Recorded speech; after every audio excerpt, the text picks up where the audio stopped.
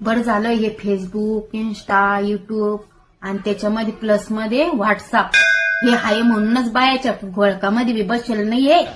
नाहीतर मला बी तीच सवय असते घोळका करून बसायचं बायामध्ये.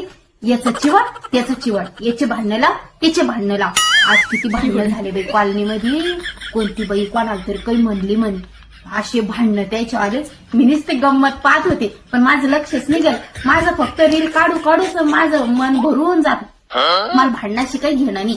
परत आजूबाजूचे लोक म्हणायला लागले, ही बाई पा तिच्या कामाशी काम करती, कोणाच्या घेण्यात नाही देण्यात नाही. पा बरं मला किती बरं वाटलं. मी या 3-4 गोष्टीत गुंतलेले म्हणून मी बरी आहे. आज माझी वावा होतीये आणि त्या बायामध्ये बसले असते तर किती भांडणं झाले असते. पोलिसाची गाडी सुद्धा आलती. अजून ड्रामा चालू आहे बाहेर. पण आपल्याला काय घेणे, आपण खाऊ.